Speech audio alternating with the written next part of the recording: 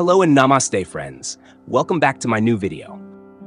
गली मोहल्लों की छोटी दुकानों के बंद होने का भारत जैसे विशाल और विविधतापूर्ण देश में गली मोहल्लों की छोटी दुकानें लंबे समय से आम जनजीवन का हिस्सा रही हैं। ये दुकानें न केवल जरूरी सामान उपलब्ध कराती थी, बल्कि सामाजिक संबंधों, विश्वास और स्थानीय अर्थव्यवस्था का भी मजबूत आधार थी। परंतु हाल के वर्षों में इन दुकानों की संख्या में तेजी से गिरावट आई है। लोग देख रहे हैं कि पहले जो किराने की दुकानें, चाय की टपरियां, नाई की दुकानों और छोटे इलेक्ट्रॉनिक मरम्मत केंद्र गली गली में मौजूद थे, अब धीरे धीरे बंद हो रहे हैं। आइए जानते हैं कि इसके पीछे के मुख्य कारण क्या है और इसका समाज पर क्या प्रभाव पड़ रहा है। ऑनलाइन शॉपिंग और ई कॉमर्स का बढ़ता प्रभाव। आजकल लोग Amazon, Flipkart, Meesho, big basket, Blinkit, Zepto जैसे ऑनलाइन प्लेटफॉर्म से घर बैठे ही सामान मंगवाना पसंद करते हैं। इसकी वजहें हैं सुविधाजनक डिलीवरी सिस्टम, छूट और ऑफर, ढेर सारे विकल्प, बिना भीड़ भाड़ के शॉपिंग। जब ग्राहक ऑनलाइन खरीदारी करने लगते हैं तो गली की छोटी दुकानों की बिक्री में गिरावट आती है। धीरे धीरे उनके लिए व्यापार चलाना मुश्किल हो जाता है। बड़ी सुपरमार्केट चेन और मॉल्स की प्रतिस्पर्धा। बिग बाजार, डी मार्ट, रिलायंस स्मार्ट जैसी बड़ी सुपरमार्केट चेन ने बाजार पर कब्जा जमाया है। वहां ग्राहक को सब कुछ एक ही छत के नीचे मिल जाता है, वो भी कम कीमतों पर। यह प्रतिस्पर्धा छोटी दुकानों के लिए असमान और असंतुलित होती है, क्योंकि वे थोक में माल नहीं खरीद सकते, सीमित स्टॉक रखते हैं, आधुनिक सुविधाएं नहीं दे पाते। इससे ग्राहक बड़ी दुकानों की ओर आकर्षित हो जाते हैं। 3. रेंट और खर्चे का बढ़ना। छोटी दुकानों को किराया, बिजली बिल, स्टाफ की तनख्वाह, लाइसेंस फीस जैसे कई खर्चों का सामना करना पड़ता है। बड़े शहरों में दुकान का किराया इतना महंगा हो गया है कि छोटे व्यापारियों का मुनाफा बहुत कम हो जाता है। अगर बिक्री नहीं बढ़ती तो ये खर्चे झेलना मुश्किल हो जाता है और दुकान बंद करनी पड़ती है।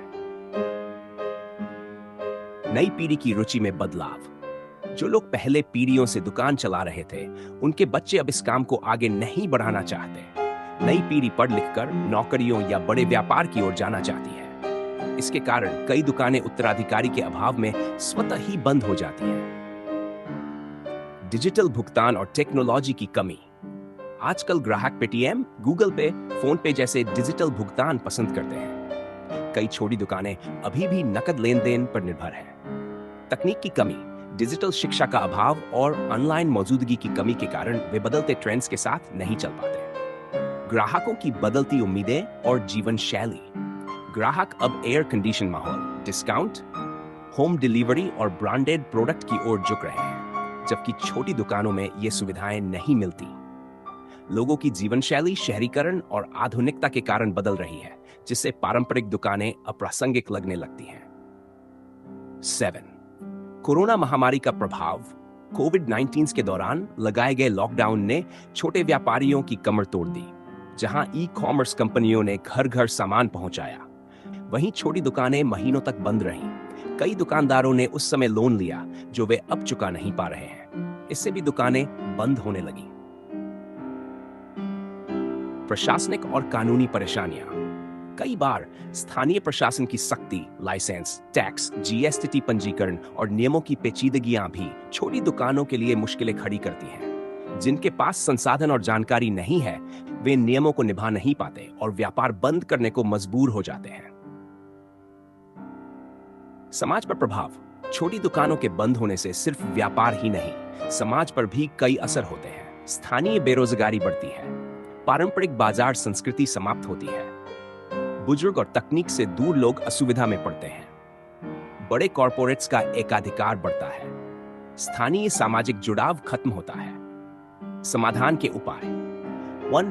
डिजिटल साक्षरता और ट्रेनिंग। छोटी दुकानों को ऑनलाइन और डिजिटल भुगतान की जानकारी दी जानी चाहिए।